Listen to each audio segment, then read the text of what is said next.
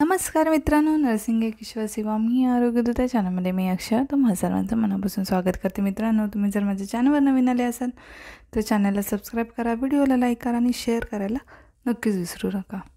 तर आजच्या व्हिडिओमध्ये आपण बघूया मिडवाइफरी गायनेकोलॉजी GNM थर्ड इयरचा डिफरन्स आहे कॅपुट सक्सेडिनम आणि सिफल हेमॅटोमा। जो डिफरन्स आहे तो आपण बघूया। 5 मार्काला विचारला जाणारा डिफरन्स आहे, बघूया। तर कॅपुट सक्सेडिनम म्हणजे काय, तर ही नवजात बालकाच्या डोक्यावरील सूज आहे। कॅपुट म्हणजे काय, तर ही आहे नवजात जो बालक असतो त्याच्या डोक्यावरील सूज आहे। तर सिफल हेमॅटोमा काय आहे, तर हा प्रकार सुद्धा नवजात बालकाच्या डोक्यावरील सुजेमध्ये येतो। दुसरा डिफरन्स बघूया। मी काय म्हणते ते ऐका, जरी हँडरायटिंग समजत नसेल तर, म्हणजे तुम्हाला कळून जाईल। यामध्ये गर्भ जो आहे तो जनन मार्गातून येताना गर्भमस्तकाच्या त्वचेखाली बाजूस रक्त व सिरस्राव एकत्रित साठतो कॅपुटमध्ये। तर हेमॅटोमामध्ये काय होतं, तर यामध्ये गर्भमस्तकाची हाडे व त्यावर असणारी पेरिओस्टियमचे आवरण यांच्यामध्ये रक्तस्राव होऊन तो साठून राहतो। यात गर्भमस्तकाची हाडे आणि पेरिओस्टियमचे आवरण याच्यामध्ये रक्तस्राव होऊन तो साठून राहतो।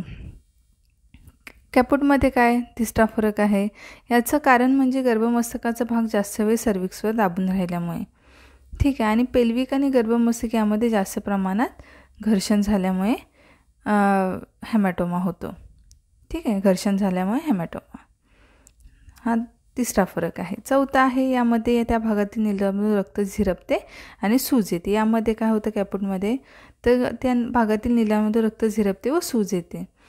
तर ह्यामध्ये काय होतं, या घर्षणात रक्तस्राव होतो आणि सूज येते। पाचवा फरक आहे, कॅपुट बाळ जन्मल्याबरोबर दिसते। कॅपुट जो आहे ना तो काय होतं, बाळ जेव्हा जन्माला येतं तेव्हा दिसतं। तर बाळ जन्मल्यानंतर 12 ते 24 तासांनी दिसतो हा। तर या ठिकाणी दाबून पाहिल्यास खड्डा पडतो। या ठिकाणी जेव्हा आपण कॅपुट दाबून पाहतो, तुम्ही आता इन फ्युचर जेव्हा नर्स म्हणून काम करणार तर तुम्हाला ते कळून येईल की जेव्हा आपण कॅपुटला प्रेस करतो तेव्हा तिथे खड्डा पडतो, पण हेमॅटोमाचं प्रमाण थोडं कमी आहे। या सुजेवर दाबून पाहिल्यास खड्डा पडत नाही। हेमॅटोमाच्या सुजेवर जर आपण दाबतो तेव्हा खड्डा पडत नाही। त्यानंतर आता 7वा फरक बघूया आपण काय आहे तो। याला सुचरची मर्यादा नसते, सुचर ओलांडून कॅपुट पुढेपर्यंत पसरते। कॅपुटची जी सूज आहे ती काय होते, सुचरची मर्यादा नाही आहे, ती कॅपुट पुढेपर्यंत पसरते ओलांडून सूज ती। तर या सुचरची मर्यादा असते, सुचर ओलांडून पुढे जात नाही, ठीक आहे। त्यानंतर आहे 8वा फरक, कॅपुट नेहमी एकाच बाजूला असते। कॅपुट जे आहे ते काय असते, ते एकाच बाजूला असते।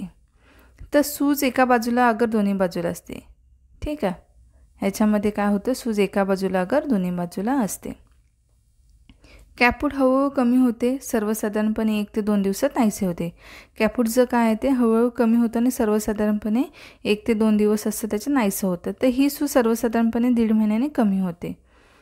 नंतर 10वा आहे, यातही उपचारांची गरज नाही। यात उपचारांची गरज नसतेच आणि यातही उपचारांची गरज नसते, ठीक आहे, हेमॅटोमामध्ये।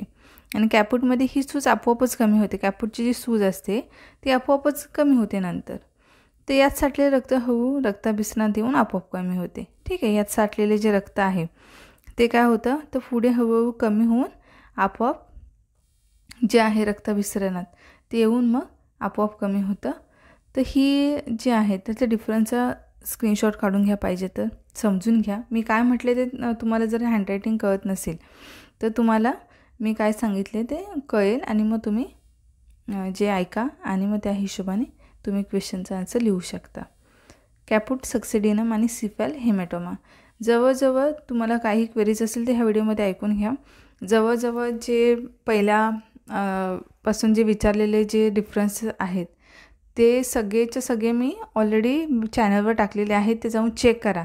मिडवाइफरी आणि गायनेकोलॉजीचा जो ही आहे प्लेलिस्ट आहे त्याच्यामध्ये मिडवाइफरी रिलेटेड जे क्वेश्चन आहेत, अगदी स्त्री कटी, पुरुष कटी, खोट्या पूर्ण गर्भ म्हणजे पूर्ण जे आहे पूर्ण मासाचा गर्भ, अपूर्ण बालक, ठीक आहे, किंवा अजून बरेचसे डिफरन्स आहेत, ठीक आहे।